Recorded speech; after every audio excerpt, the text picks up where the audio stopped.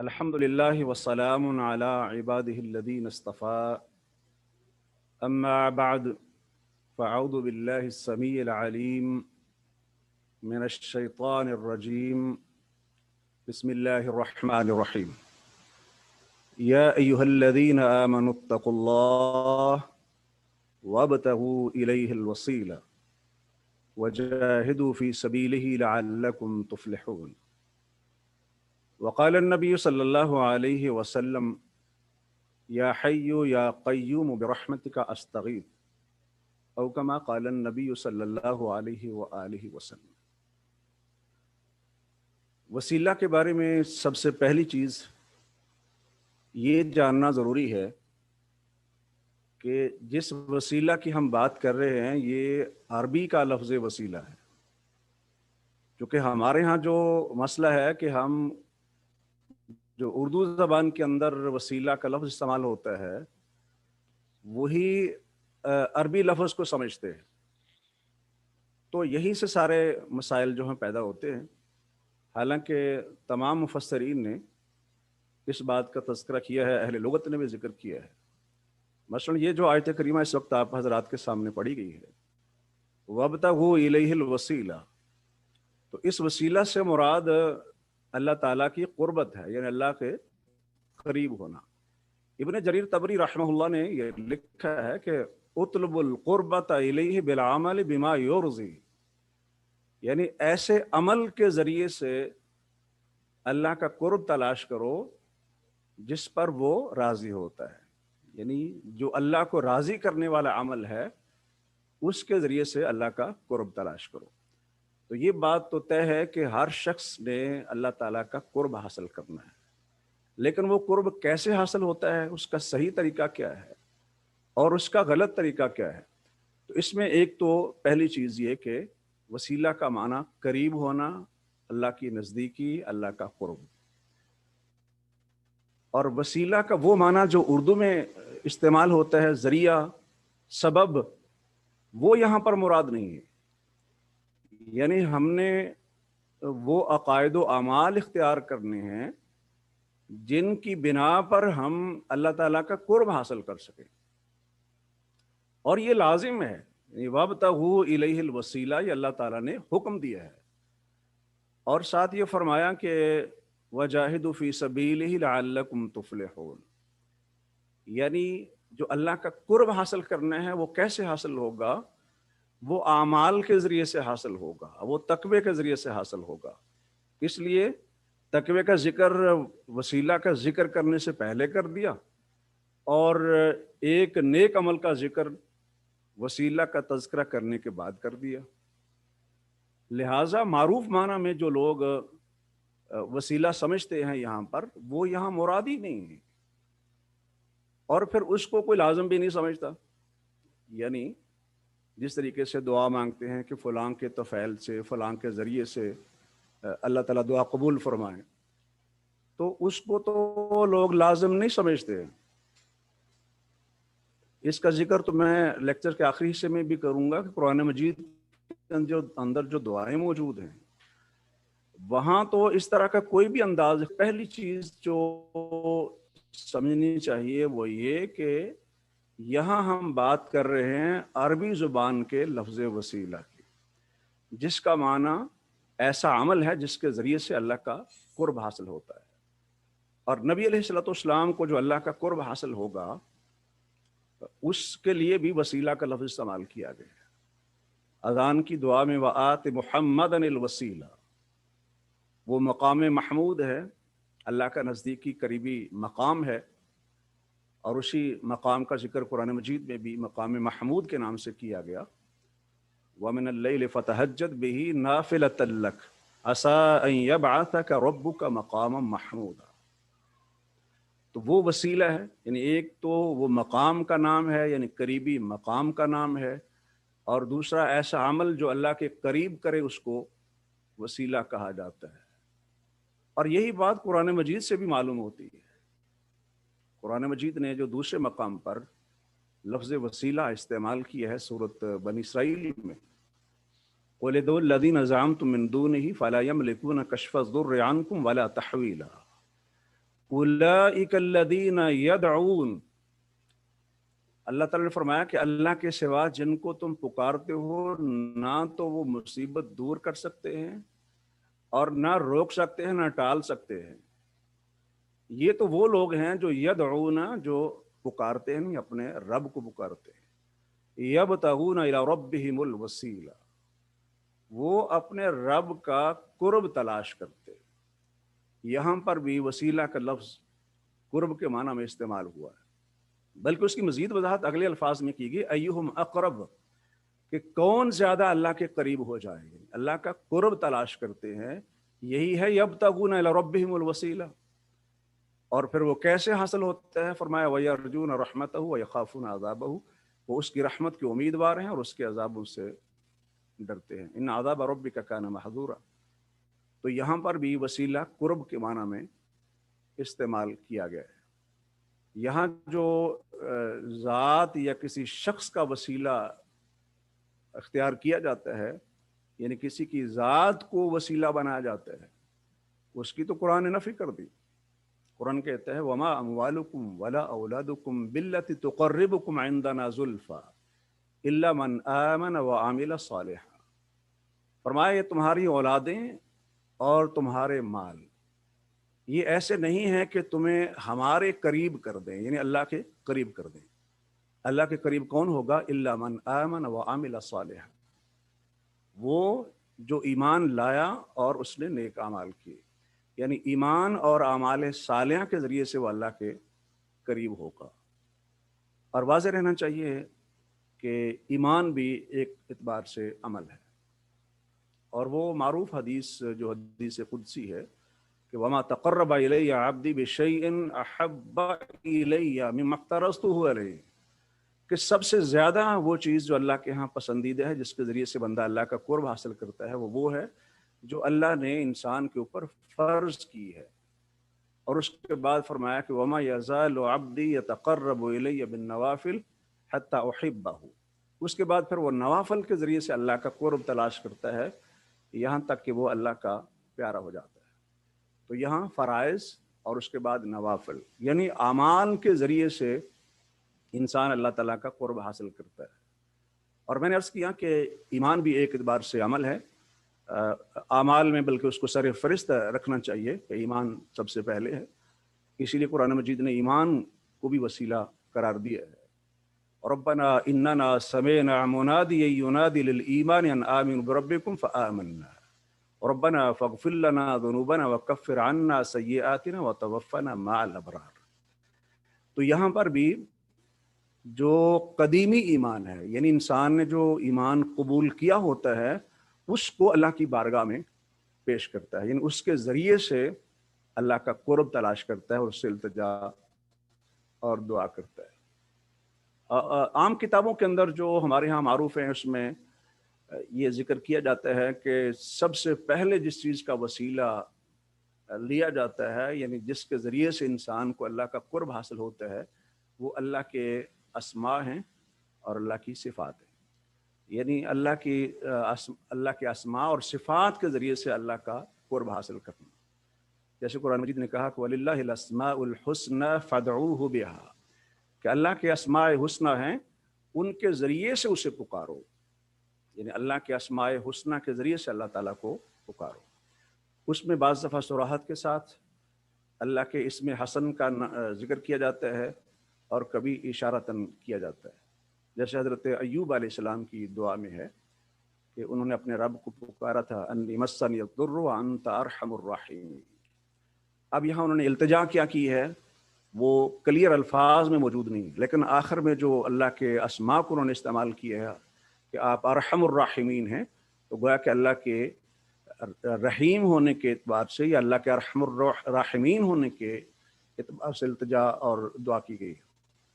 और शुरू में जो नबी अलैहिस्सलाम का इरशाद और फरमान मैंने आप हजरात के सामने पढ़ा था, उसमें भी यही है, या हय्यु या क़य्यूम बिरहमतिका अस्तगीस, यानी अल्लाह की रहमत को वसीला बनाया गया है अल्लाह के कुर्ब का।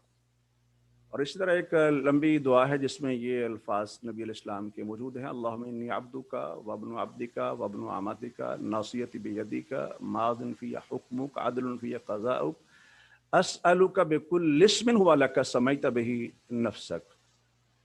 تو یہاں اللہ کے اسماء کے ذریعے سے اللہ تعالیٰ کو پکارا جا رہا ہے۔ انسان اپنی بندگی کا اظہار کرتا ہے، عاجزی اور انکساری کا اظہار کرتا ہے۔ یہ نبی علیہ السلام کی دعا ہے۔ آپ یہ کہتے تھے کہ اے اللہ میں آپ کو پکارتا ہوں، آپ سے سوال کرتا ہوں ہر اس نام کے ذریعے سے جو آپ نے اپنا نام خود رکھا ہے، بکل اسم هو لک، جو آپ کا نام ہے، سمیت بہ نفسک اور علمتہ احدا من خلقک، یا آپ نے اپنی مخلوق میں سے وہ نام کسی کو سکھایا ہے، میں اس نام کے واسطے سے بھی آپ سے التجا اور دعا کرتا ہوں۔ اور انزلتہ فی کتابک، یا اسے آپ نے اپنی کتاب میں نازل کی ہے، او استأثرت بہ فی علم الغیب عندک، یا اس کو آپ نے اپنے علم غیب میں رکھا ہے، یعنی کسی کو نہیں بتایا، ان تجعل القرآن ربیع قلبی ونور صدری وذہاب حزنی جلاء حزنی وذہاب ہمی۔ نبی علیہ السلام یہ دعا مانگتے ہیں کہ اللہ قرآن کو میرے دل کی بہار بنا دے، میرے سینے کا نور بنا دے، اور میری پریشانیوں اور غموں کے غلط کرنے کا ذریعہ بنا دے۔ تو یہاں ایک بات تو یہ معلوم ہوئی کہ اللہ تعالیٰ کے نام بے شمار ہیں۔ دوسری یہ بات کہ اللہ کے ناموں کے ذریعے سے اللہ تعالیٰ کو پکارا جاتا ہے، یعنی اللہ کے اسماء الحسنہ کے ذریعے سے، اللہ کی صفات کے ذریعے سے توسل کیا جاتا ہے، قرب حاصل کیا جاتا ہے۔ اور بھی اس میں حوالے سے بہت سی دعائیں نبی علیہ السلام کی موجود ہیں جس میں اللہ تعالیٰ کے اسماء الحسنہ کو وسیلہ بنایا گیا ہے۔ جیسے کہ ایک حدیث میں آتا ہے کہ ایک آدمی نماز پڑھ رہا تھا تو اس نے یہ دعا مانگی، اللہم انی اسألک بأن لک الحمد لا الہ الا انت المنان بدیع السماوات والارض یا ذا الجلال والاکرام یا حی یا قیوم۔ تو نبی علیہ السلام نے فرمایا کہ اس نے اپنے اسم اعظم کے ذریعے سے، اس نے اللہ تعالیٰ کے اسم اعظم کے ذریعے سے دعا کی ہے، اور اسم اعظم وہ نام ہے کہ جب اس کے ذریعے سے پکارا جائے اسے تو اللہ تعالیٰ پکار قبول کرتے ہیں، جب اس کے ذریعے سے اس سے مانگا جائے تو وہ عطا فرماتے ہیں۔ اسی طرح ایک آدمی تشہد میں پڑھ رہا تھا، اللہم انی اسألک یا اللہ الاحد الصمد الذی لم یلد ولم یولد ولم یکن لہ کفوا احد ان تغفر لی ذنوبی انک انت الغفور الرحیم۔ تو نبی علیہ السلام نے فرمایا کہ قد غفر لہ، 3 بار نبی علیہ السلام نے فرمایا کہ اس کی بخشش ہو گئی ہے، اس کی مغفرت ہو گئی ہے۔ تو میں عرض یہ کر رہا ہوں عزیز طالبات کہ اللہ تعالیٰ کے اسماء و صفات کے ذریعے سے توسل اختیار کیا جاتا ہے، یعنی اللہ کے اسماء و صفات کو اللہ کے قرب کا ذریعہ اور وسیلہ بنایا جاتا ہے۔ دعا استخارہ کے اندر بھی یہی چیز موجود ہے، اللہم انی استخیرک بعلمک واستقدرک بقدرتک۔ تو اللہ کے علم اور اللہ کی قدرت کے ذریعے سے اللہ تعالیٰ سے خیر طلب کی جاتی ہے۔ تو پہلی چیز تو اس حوالے سے یہ بنیادی طور پر کہ اللہ کے اسماء و صفات کے ذریعے سے توسل کیا جاتا ہے۔ اور اس میں پہلے میں نے ایمان کا کچھ ذکر کر دیا۔ ایمان جیسے میں نے کہا کہ وہ بھی ظاہر ہے، عمل ہے، اور اہل علم نے عمل کو الگ سے بھی بیان کیے۔ اب اس کی مختلف ڈائمینشنز ہو سکتی ہیں۔ مثلا عمل یہ بھی انسان کا عمل ہے کہ انسان اپنی غلطی کا اعتراف کر لے تو یہ اس کا عمل ہے۔ اب اس غلطی کے اعتراف کی بنا پر بھی انسان اللہ کا قرب حاصل کرتا ہے، جیسے کہ حضرت آدم اور حوا کی دعا ہے، ربنا ظلمنا انفسنا وان لم تغفر لنا وترحمنا لنکونن من الخاسرین۔ اب یہ جو انہوں نے توسل اختیار کیا، جہاں یہ عمل ہے وہاں اللہ کے کلمات بھی ہیں، فتلقى آدم من ربہ کلمات فتاب علیہ۔ اسی طرح سیدنا موسیٰ علیہ السلام نے رب انی ظلمت نفسی فاغفر لی، اے اللہ میں نے اپنے اوپر ظلم کیا ہے، مجھے معاف فرما دیجئے، تو اللہ تعالیٰ نے انہیں معاف فرما دیا۔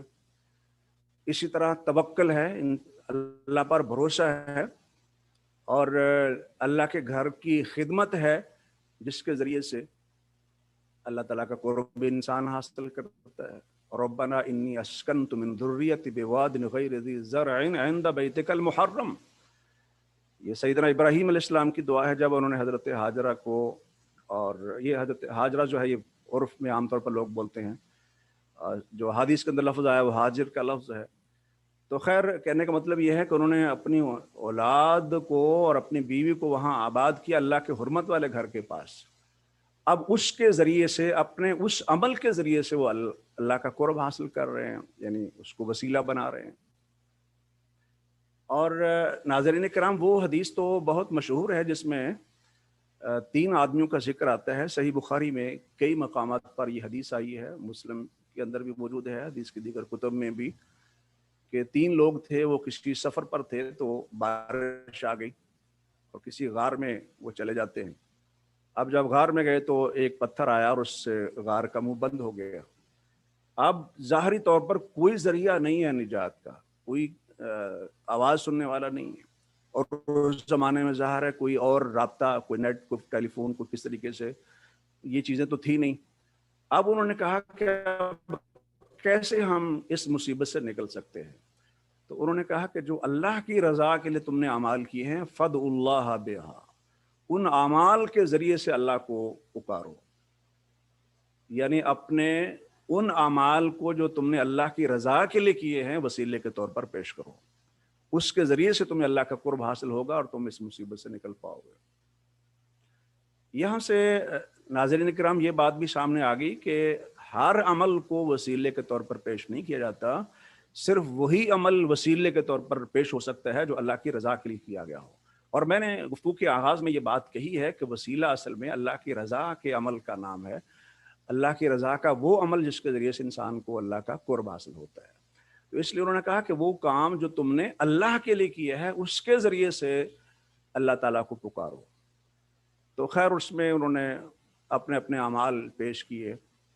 ان میں سے ایک صاحب نے اپنا یہ عمل پیش کیا کہ میرے والدین تھے اور میں سب سے پہلے ان کی خدمت کرتا تھا اور اس کے بعد اپنے بچوں کو دودھ وغیرہ پیش کرتا تھا۔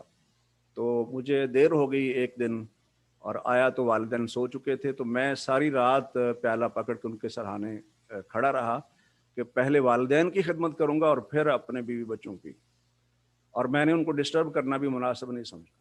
اللہم ان کنت تعلم انی فعلت ذلک ابتغاء وجہک فافرج عنا فرجا۔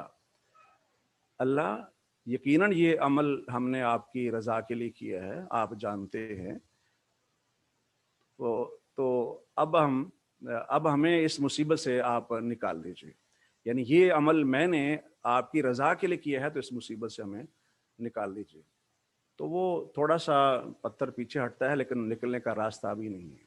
اسی طرح دوسرے آدمی نے اپنی کزن کو 120 دینار دیے تھے برائی کرنے کے لیے۔ اس نے کہا اتق اللہ، اللہ سے ڈرو۔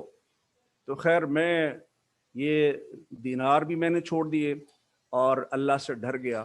فَإِن كُنْتَ تَعْلَمُ أَنِّي فَعَلْتُ ذَلِكَ ابْتِغَاءَ وَجْهِكَ فَافْرُجْ عَنَّا فُرْجًا، اور بعض حدیث میں ہے فَافْرُجْ عَنَّا مَا نَحْنُ فِيهِ، اللہ جس مصیبت میں ہم ہیں ہمیں اس سے نکال دیجیے۔ تو کچھ اور آسانی ہوئی لیکن ابھی نکل نہیں سکتے۔ تیسرے آدمی نے کہا کہ میں نے ایک مزدور رکھا ہوا تھا اور وہ اپنی مزدوری چھوڑ کے چلا گیا تھا، اس کی مزدوری کو میں نے لگا دیا بزنس کے اندر، اب اس کے بہت سے اونٹ ہو گئے، گائے ہو گئیں، اس طریقے سے بھیڑ بکریاں اور غلام ہو گئے۔ تو وہ ایک عرصے کے بعد میرے پاس آیا اور اپنی مزدوری کا مطالبہ کرتا ہے، تو میں نے کہا یہ ساری چیزیں آپ لے جائیں۔ تو اس نے کہا آپ مجھ سے مذاق کر رہے ہیں۔ تو اس نے کہا مذاق نہیں کر رہا، یہ سب آپ کی ہیں، اور پوری تفصیل انہوں نے بتائی۔ وہ آدمی کہتا ہے کہ میں نے سب اس کو دے دیا اور کوئی بھی چیز اس نے چھوڑی نہیں ہے۔ اللہم ان کنت فعلت ذلک ابتغاء وجہک ففرج عنا ما نحن فیہ، اللہ یقیناً یہ عمل ہم نے آپ کی رضا کے لیے کیا ہے، تو یہ جس مصیبت میں ہم پڑے ہوئے اس سے ہمیں نکال دیجیے۔ صحیح بخاری میں یہ الفاظ ہیں کہ فخرجوا یمشون، تو وہ لوگ نکلے اور باہر چلے گئے۔ تو انہوں نے اپنے نیک اعمال کو وسیلے کے طور پر پیش کیا۔ سامعین کرام، ایک چیز وسیلے میں یہ ہے کہ کسی نیک آدمی سے جو زندہ ہو اس سے دعا کروائی جائے۔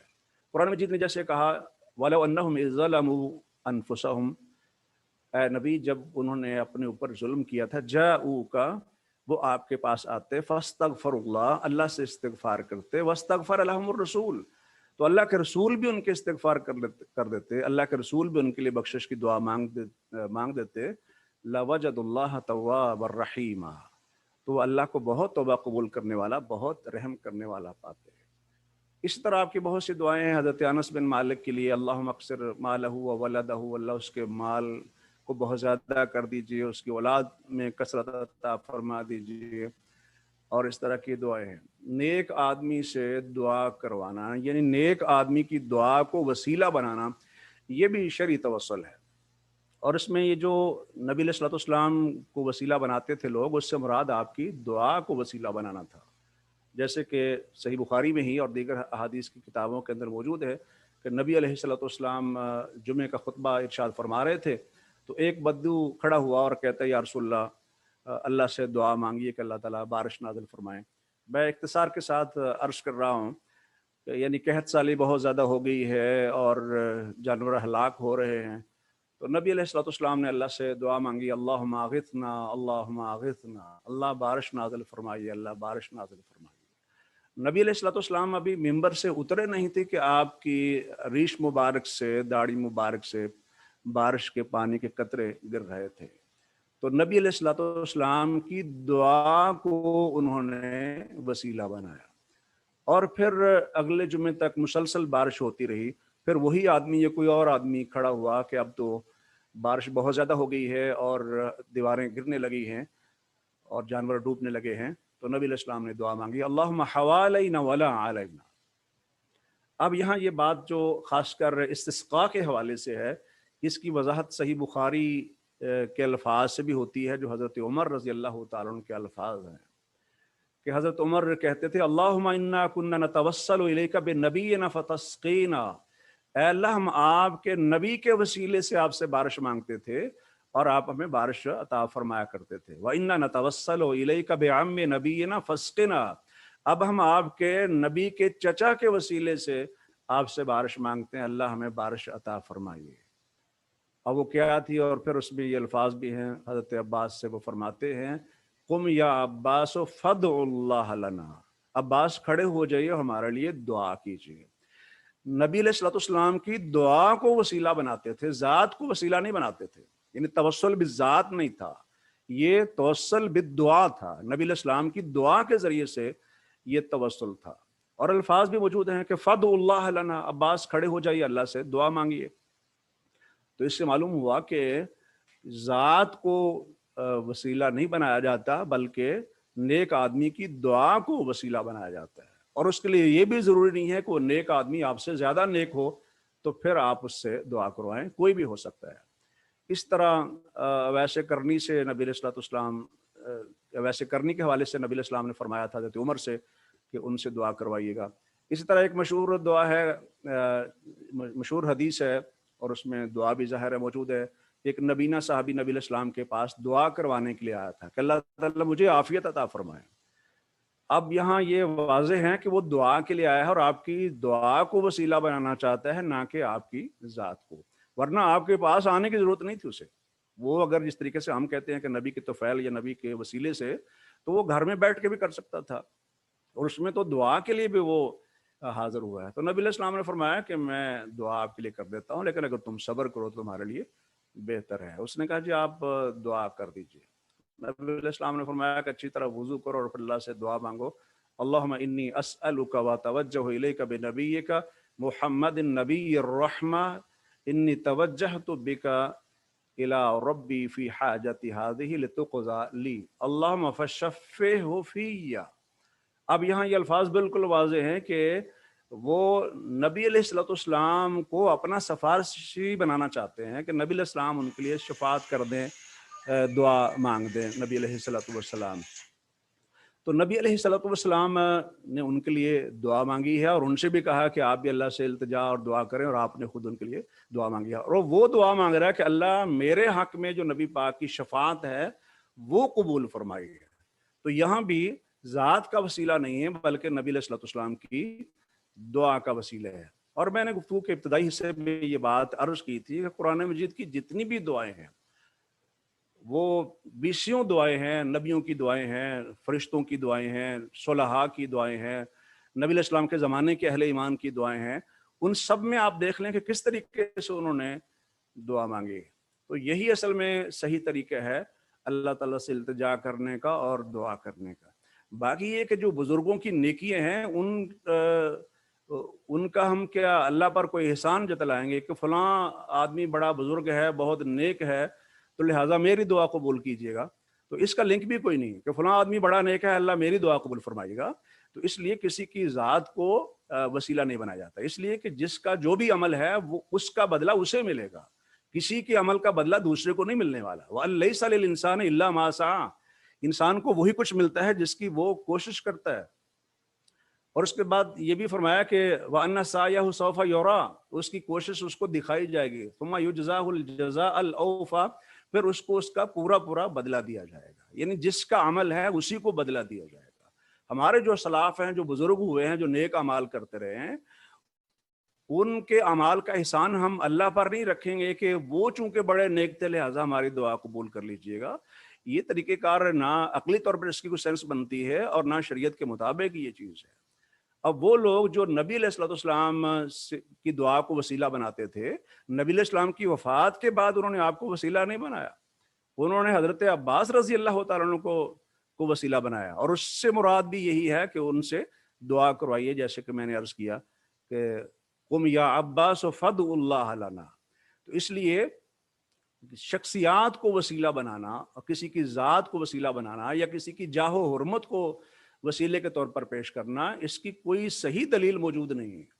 اور یہ جو ابھی نبینہ صحابی کے بارے میں روایت میں نے ذکر کی ہے، اس سے بھی کچھ لوگ ذات سے وسیلہ لینے کا استدلال کرتے ہیں، حالانکہ وہ ذات کا استدلال نہیں ہے، ذات پر استدلال نہیں ہے، بلکہ وہ تو دعا کے ذریعے سے وسیلہ ہے. اور آگے الفاظ ہیں کہ اللہ میرے حق میں اپنے نبی کی شفاعت کو قبول کیجیے گا، سفارش کو قبول کیجیے گا. ورنہ ذات کو پیش کرنا وسیلے کے طور پر، یہ تو مشرکین کا طریقہ ہے. ما نعبدہم الا لیقربونا الی اللہ زلفیٰ. تو اس لیے ذات کے ساتھ توسل یا کسی کی جاہ و حرمت کے ساتھ توسل، یا ایک طریقہ لوگوں نے یہ اختیار کیا ہے کہ قسم دے دیتے ہیں کہ فلاں بزرگ کی اللہ تعالیٰ آپ کو قسم ہو. میں کیا اللہ پر کسی کا کوئی، اللہ معاف فرمائے، کوئی روب ڈالنا چاہتے ہیں یا اللہ کو کوئی مجبور کرنے والا ہے؟ لا مکرہا، اللہ کو کوئی مجبور کرنے والا نہیں ہے. وہ سب اس کے غلام اور نوکر بندے ہیں، عاجز بندے ہیں، سب اسی کے آگے التجا کرتے ہیں، دعا کرتے ہیں، اسی کے آگے جھکتے ہیں، اسی کے آگے اپنی جبین نیاز کو جھکاتے ہیں. لہٰذا اللہ ذوالجلال والاکرام ہے، اس پر کسی کا کوئی روب نہیں ہے، اور نہ اللہ کسی کے آگے کوئی مجبور ہے. اگر اللہ کسی کی مدد کرنے کو یا کسی پر احسان کرنے کو اپنے اوپر لازم کر لیتے ہیں تو اللہ مجبور نہیں ہے. اللہ جو بھی انعام اور احسان بندے پر کرتا ہے وہ اس کے عمل کا نہیں ہے، وہ اللہ کا فضل اور احسان ہے. اس لیے تو فرمایا کہ کوئی شخص اپنے عمل سے جنت میں نہیں جائے گا. وہ کیوں فرمایا؟ اس لیے کہ وہ سب اللہ کا احسان اور فضل ہے، اور اللہ کے فضل اور احسان سے ہی انسان جو وہ کامیابی حاصل کرتا ہے. ٹھیک ہے، اعمال کا اس کو پابند کیا گیا ہے، لیکن جب تک اللہ کی رحمت شامل حال نہیں ہوگی کوئی شخص جنت میں نہیں جا سکتا. تو جب وہ سارا اللہ کا احسان اور فضل ہے تو اس اللہ کے احسان اور فضل کا کیا اللہ پر کوئی روب ڈالا جائے گا یا رکھا جائے گا؟